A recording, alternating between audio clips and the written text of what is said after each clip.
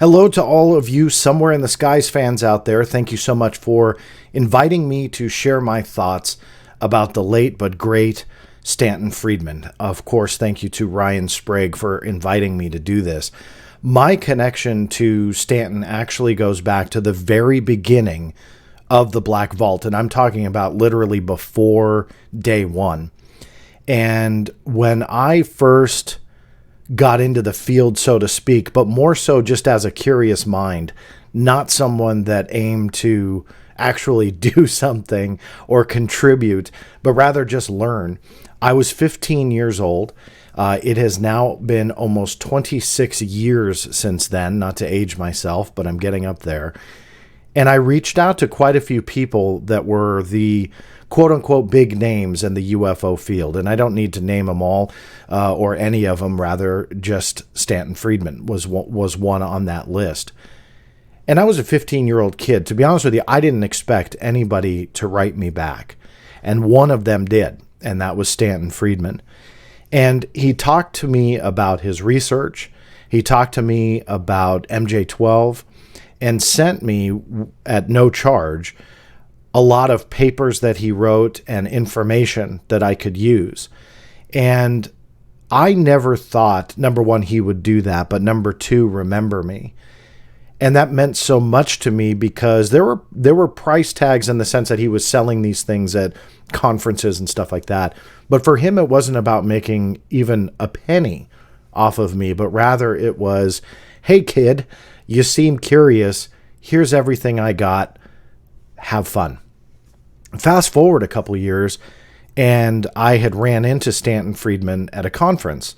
At this point, I did make the decision to want to contribute and create the Black Vault. Never thought that man would remember me, and sure enough, he did. Not only did he remember me, but remembered why I wrote, knew a little bit about what I was doing and trying to accomplish, and we were friends ever since. He was an amazing researcher because of his detail, because of what some would call nitpicking, but what I would call thoroughness.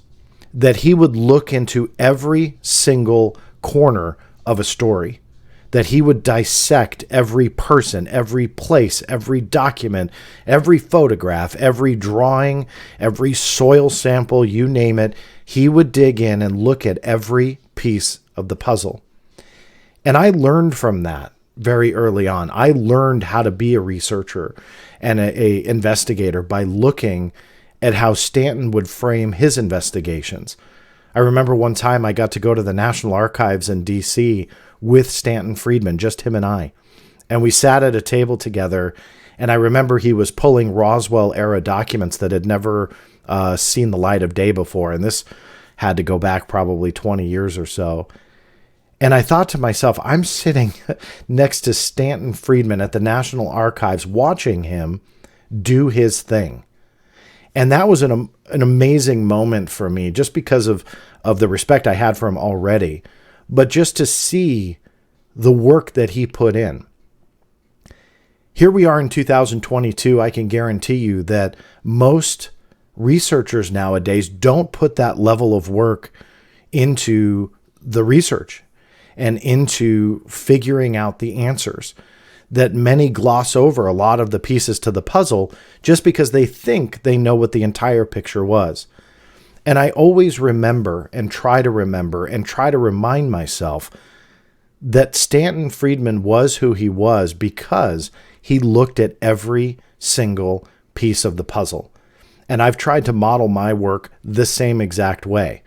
Doesn't always make everybody happy, but it was a bar that he set for the field as a whole. And it was up to anybody who wanted to jump into the arena to try and meet that bar.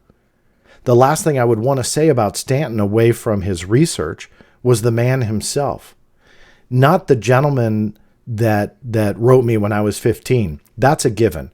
He was a gentleman and someone who would give you The time of day, if you asked, any time of the day, didn't matter if he was busy. He seemed to always be there for those who wanted to chat with him.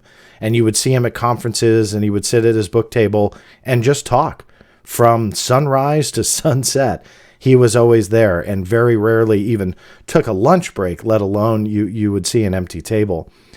But more so than that, I think that you look at his work and conversations that he had, he didn't belittle you if you didn't agree with him. Of course, he had heated debates over the years, and of course, people got under his skin. He's human, not a god. But the openness that he had to hear other people and hear opposing views was something that he loved. And you could tell just by being able to take part in those on-stage panels. I was able to sit next to him on many of them. He was always open to ideas and would never shut people down. He would get heated like anybody, as I said, but he was open to those. And I think that we can all, even though we may not always agree with Stanton's conclusions, and he knew I didn't, but it didn't matter. It was the respectful conversation that went along with him and the lessons over the years that he taught everybody. I think here in 2022, we can all, myself included, look back and go, you know what? That's what this is all about. Talking to other people, sharing ideas, and it doesn't matter at the end of the day if they buy into everything that we say, I say, or vice versa. But we can have the conversation in the process. That was the person that I knew over 2 decades, well over 2 decades. That's the man that I miss.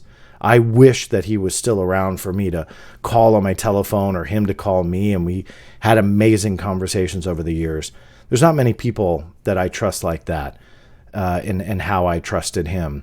So he's a man I think we can all look up to. We don't always have to agree with his conclusions, but the method that he got himself to essentially utilize himself to make his own conclusions, we can all take a lesson from that. And that's something that I miss, and that's just such a rare gem in this field and not something that really is prevalent, sadly, anymore. So I think about him often, and there's a reason, not only on a personal level, but a professional level. We can all learn a lot from him and continue to learn from him, even though sadly he has been gone for a couple years now. We can all learn from that, and many more people will learn if they take the time to look. That is the Stanton Friedman I knew.